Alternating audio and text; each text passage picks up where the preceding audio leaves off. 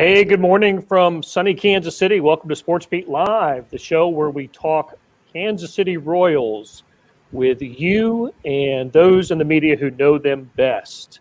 And today, that is Vahe Gregorian, columnist here, and Lynn Worthy, the beat writer. Good morning, fellas. Good morning. Good morning, lads. Good, I can hear you. It's always good. That's what the good morning is for, is so I can make sure I can hear you guys. And looks like we are well connected, thanks to Beth Welsh. And big shout out to our sponsor, the University of Kansas Health System. Got a lot to cover today regarding the Royals. And please send us your questions and comments. We'll get to as many of them as we can. So, Lynn, so I was thinking about the show on Sunday, and looked like, I always jot down some notes. The trade deadline was interesting, and you wrote about that, and we were going to talk about, Danny Duffy's departure, Jorge Soler gone to the Atlanta Braves, and we will get to those topics later in the show. But then Monday came around, and I happened to be listening to a radio interview that Dayton Moore was doing with Bob Fesco on 610 Sports, where he mentioned how the Royals plan on utilizing Adalberto Mondesi in the future. And I kind of raised my eyebrows a little bit. I noticed you followed up with Dayton Moore about this. And so the gist of it is the Royals are saying, or Dayton Moore is saying, that they've reached a point where they don't, at least what he said on radio, that they can't count on Mondesi to be an everyday player. And of course, that's true for this year, right? He's missed a ton of games, but it might, impact the Royals' thinking for next season. And that was the newsworthy part to me. So take us a little deeper into this story and what it means for the Royals in 2022. Yeah, I happened to be listening to the radio yesterday as well, and decided that it was worth placing a phone call after hearing what Dayton had to say.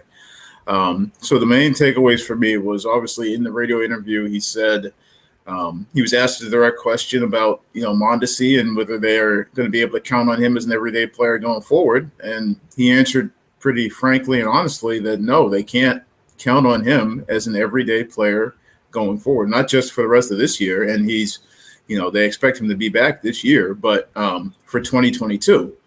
And so I wanted to, follow up with Dayton to find out exactly what that meant. What does that mean as far as how they're going to proceed going forward?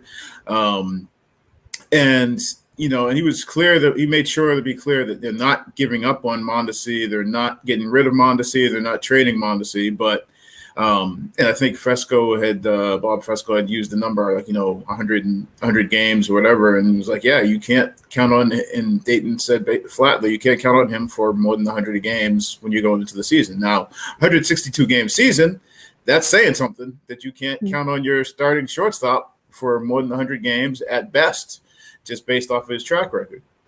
Now, I think Royals fans, I was interested that, because he hadn't played more than 110 games in any season until I think it's back 2014 or 2013 might have been the last year that he played more than that, including minor leagues and everything.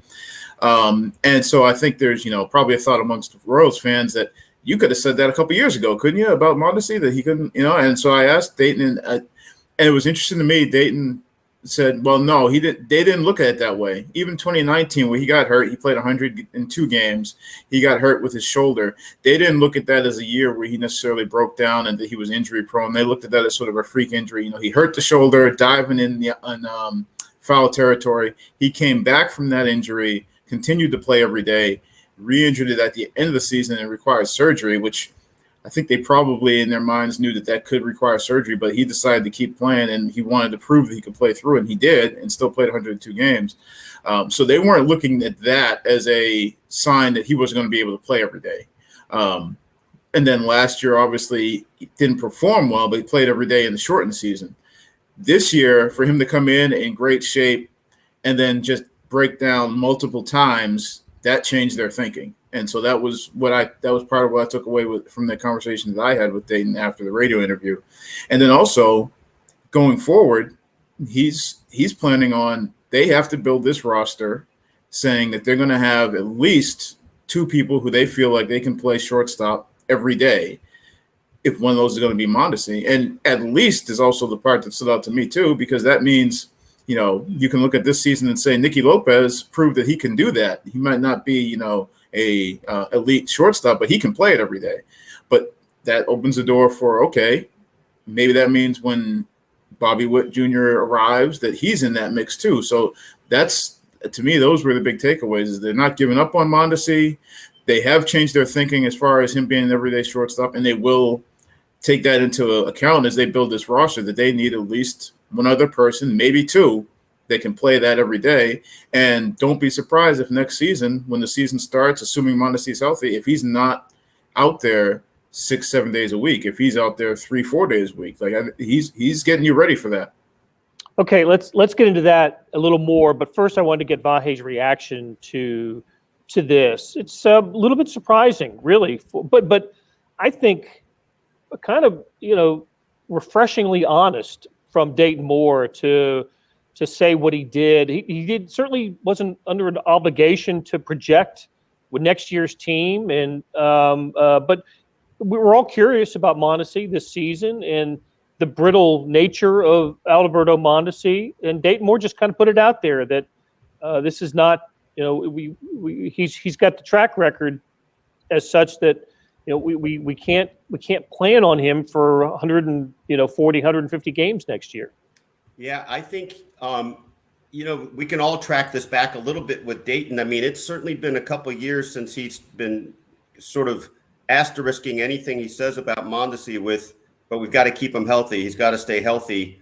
And I do think, from Lynn's reporting and just, observable data, you can say that this is where it just crossed the line for them philosophically, that they just have to look at it differently or they're being imprudent.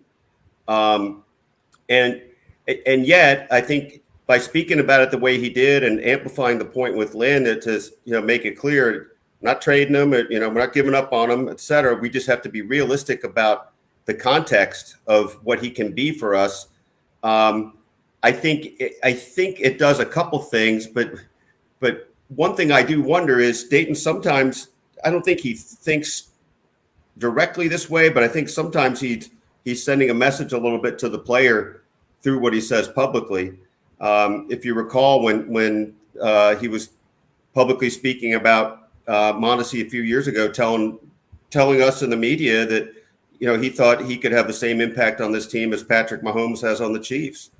I think it's a way, in some sort of way, it's a motivational thing. Now, I don't exactly know what he has said to Mondi specifically about this, Lynn. I don't know if you came across that. I don't remember seeing whether that got into your story, but I do wonder what he has said to Mondi along these lines.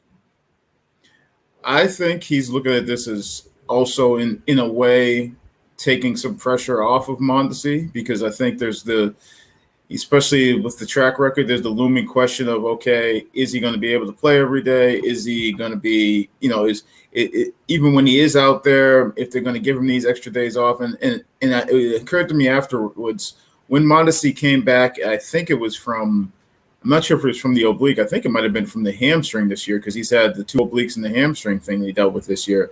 And I think it was after the hamstring thing where he came back, played, and then had a day off, and everybody was like, whoa, what happened? And Mike Matheny at the time said, well, we always knew we were going to ease him back in. And so I think part of what Dayton's doing also is like sending that message to Mondesi, to his teammates, to fans, to us in the media. Mondesi is not going to be an everyday guy. And so just planting that flag right now, and so that nobody, whether that's us, whether that's teammates, so nobody should be saying, well, is he going to play every day? He's telling you right now he's not going to play every day, and they're not expecting that, and they're going to build the team so that that's not the expectation. And so in a way, maybe that takes a little bit of pressure off of Mondesi, because they're telling, they're letting it be known flat out right now that he's not an everyday player, and I would assume that that's what the message is going to be to Mondi, is that we're not going to expect you to be an everyday player. If he shows that he can do that and they gradually ease him into that and he increases the workload, and that's something that he surprises everybody, then I think they look at that as gravy. But that's not the expectation, and they're letting everybody know. It seems like not just us, but I would assume Mondesi and the rest of the teammates, so that they're not like, well, are you going to be able to go? Are you going to be able to play every day? Or what's the deal? Are you going to be able to push through it? He's trying to cut that off right now. Great point. It could have proved motivational for Mondi. Though he's always been the shortstop, right? The guy, when he was major league ready, he was going to be the Royal shortstop, and never had to earn it. His skill and his talent level gave him put him in the position that he's in. And I'm not saying going forward he still has to. It's not a job that he's going to have to win. But this is the first time that I think I've heard somebody say publicly, Dayton Moore, that he's not our guy. Not always, and not automatically. He's going to have to earn a little bit of his keep here, and at least I'm hoping that it serves as a little bit of motivation for Mondesi. One thing it's interesting. I just thought about this, Blair and Lynn, from being down at Springdale to see his rehab assignment when he was there with Bobby Witt Jr. and speaking with Dayton down there. And we've heard this in different forms over the last year or so, I suppose, but Dayton very explicitly saying that the pillars of their future are the amount of time they can get Mondesi, Bobby Witt Jr., and Sal on the field at the same time. So when you think of it that way, this is a pretty broad departure from putting it that way. I mean, but I do think that there's something in the messaging that's maybe a little different than just, well, we can't count on him. I mean, I think there's something more to it there, whether it's easing up his mindset or motivating him one way or another. I don't think we have to conclude that if he's healthy, he'll never play more than 100 games, right? I mean, I think if he demonstrates he can carry the workload a little bit, that will be a changing dynamic. Yeah, and I think, part of the reason I wanted to follow up was because in Dayton's interview obviously was longer than just that one comment, but I think there's going to be a lot of people who take the comment that says we can't count on him for more than 100 games or something to that effect. Those aren't the exact words, and just take that and run with that. And that's all that anybody's going to, take from what Dayton had to say. And so that's why I was like, well, let me make sure that I get a sense of what exactly he means by that, what that means going forward. But I do think as you've mentioned, Vahe, like there was not a plan, not a set in stone, but I think there was sort of this vision of potentially Nicky Lopez as your everyday second baseman, Adalberto Mondesi as your everyday shortstop, and at some point Bobby Witt as your everyday third baseman. I think there was potentially that vision, and I think they have sort of moved off of that and realized that that's probably that vision is cloudy at best at this point. So now they're moving off of that and realizing that what they're going to have to do, at least going into next year, or what they're going to have to be prepared to do, at least going into next year, be more like what you get from you've seen with NBA teams these last couple of years with load management, where you see guys, some of the star guys, some of the big name guys who just don't play every day, or in the NBA, it's maybe it's not back to backs, maybe it's they don't play the 4 games in the week or whatever it is, maybe they only play 3.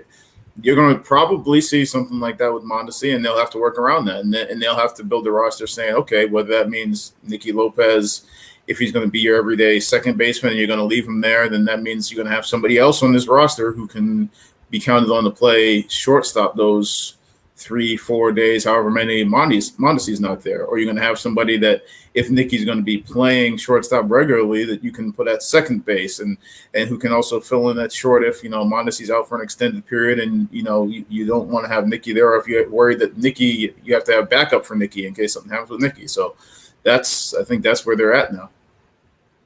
Okay, we're going to take a break here. But before we go into the break, I just want to say that we'll save a segment of a future show for the season that Nicky Lopez is having, because I think it's just been terrific, and he has absolutely earned his keep with this ball club. But when we come back from this break, we're going to talk about old friends in new places, and especially one who has been in Kansas City for more than a decade. So Let's hear from the University of Kansas Health System.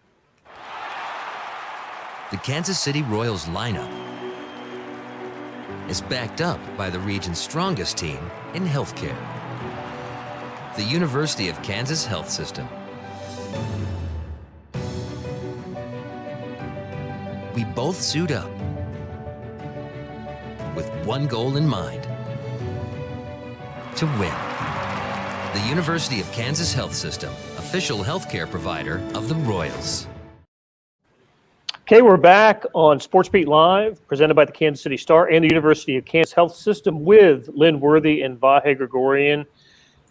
Okay, guys, trade deadline came and went on Friday, and the Royals did not sit idly by. They bid farewell to a couple of players. Jorge Soler, of course, led the American League and set the franchise record with 48 home runs in 2019.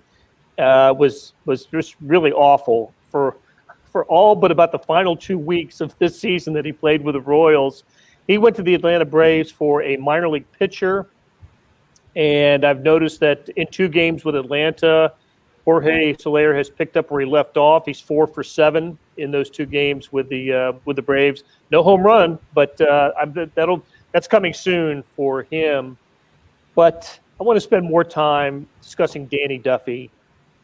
And I hated to see him go. I'm glad he went to the team that he grew up cheering for. And Vahe, you know this topic better than anyone. Selena and Bill have both commented about Danny Duffy. I just wanted to get your thoughts. And again, nobody had a kind of a better relationship in the media than you did with Danny.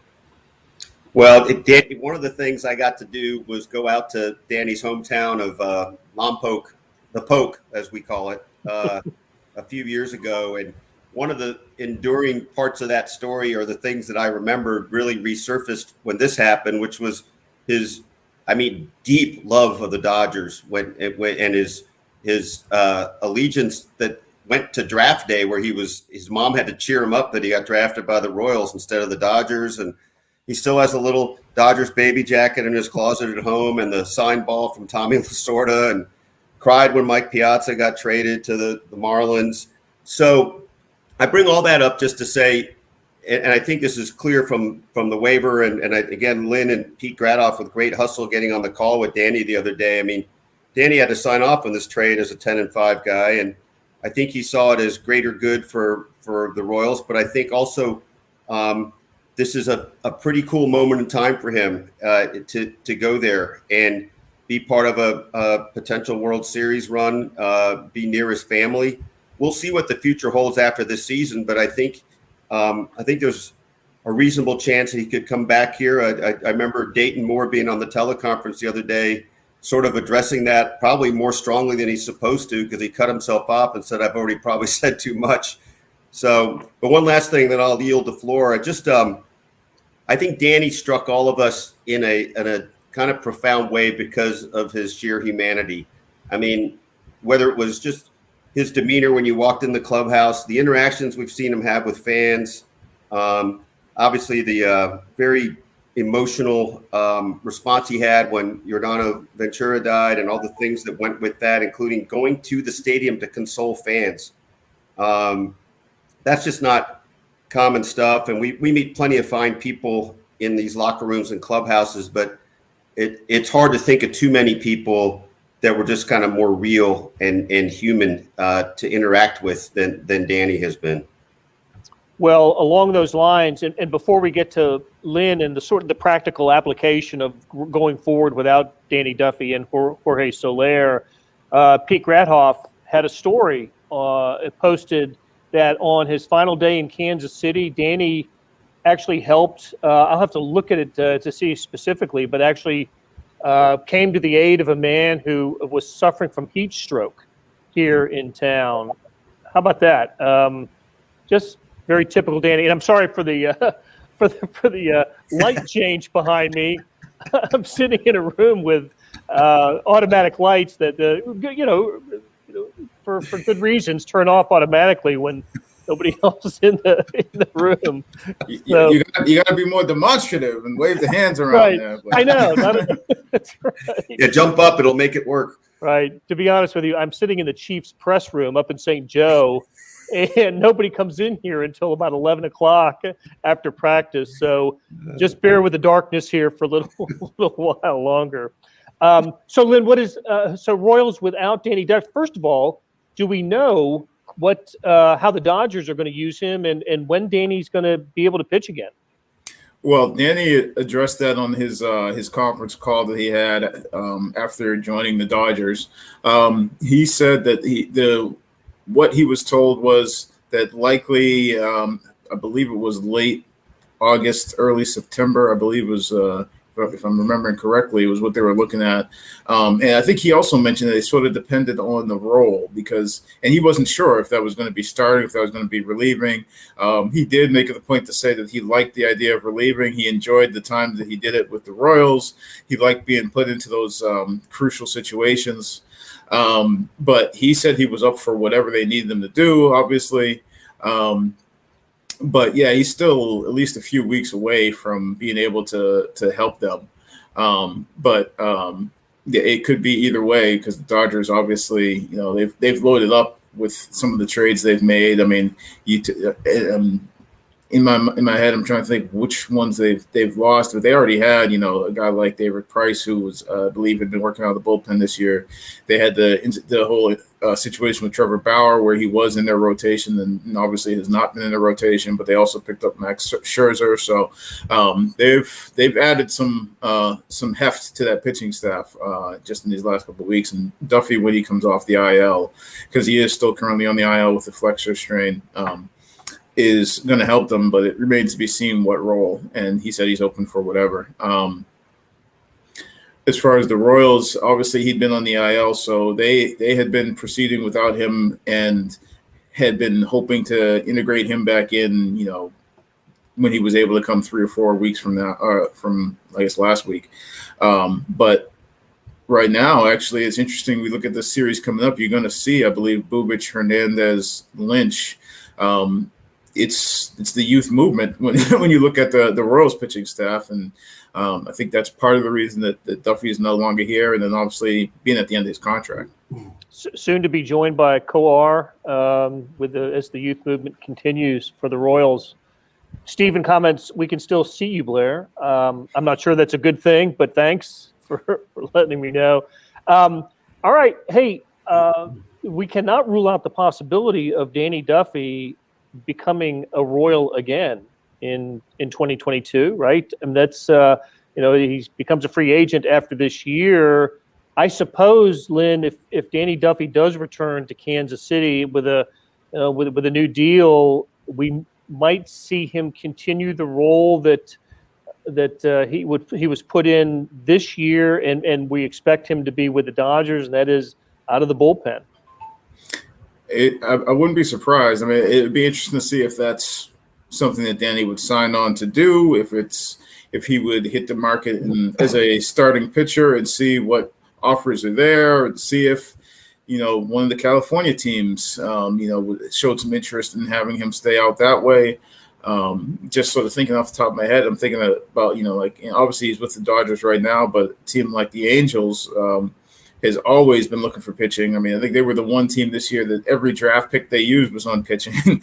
And they have a person in the front office who was with the Royals not too long ago in Gene Watson. So it'll be interesting to see how that plays out with him. But I wouldn't say it's a guarantee he comes back. I think the Royals obviously are looking to transition a lot of those the young pitchers that they have, and you already have Mike Minor, you already have Brad Keller, and then those other spots you're probably looking at, Brady Singer, Lynch, Bubic, Coar. So it seems like you have starting options. If Duffy would want to go to a bullpen role, and obviously that would seem like it might be a fit, but he should probably have options.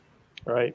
I feel like it's sort of, in my mind anyway, it's more likely than not that he comes back. And I don't want to get people overexcited about that. But what I think is the great unaccounted for variable here is how he does perform when he comes back, and whether suddenly he's really a coveted guy instead of, a guy who might be able to help here and there somewhere. I mean, I think that could change the landscape for him one way or another. Yeah, Vahe, I was going to ask you, he's a California dude who really became comfortable in this part of the country and has spoken about that publicly and privately, how much he enjoys living in Kansas City and wants to be here. I got to think for a guy like that plays a role in a decision, especially when it comes to contract terms. I would think so, and anything we've ever seen about him suggests he's got to be a businessman, right, to some degree. But I also think he would consider more factors than maybe some other people would, if it's close or if it's just a sense of this is home. I do think. He is a California guy, no way about it. But he is a Kansas City transplant also, and I know it maybe it's a little cliche, but not such a cliche. I didn't feel like I needed to use it in what I wrote the other day, or I'm not so afraid of cliches that I didn't hesitate to use it. But the whole "bury me a Royal" thing, I mean, that goes back about 7, 8, 9 years, and he lived it. I mean, he lived it with how he views the organization and how he treated his teammates and how he kind of wove himself into Kansas City, whether it was charitable causes or just, walking to work sometimes. Oh, that's right. That's right. Okay, and because Sam Mellinger isn't here, we are all Kansas City transplants and have chosen to hang out in this town for quite a while. So, all right, you guys, that was a great conversation. I really appreciate Lynn Worthy and Vahe Gregorian for stopping by and talking Royals. Big thanks to producer Beth Welsh, and shout out always to the University of Kansas Health System for sponsoring today's show. We will be back next Tuesday talking Royals on SportsBeat Live. Please join us then.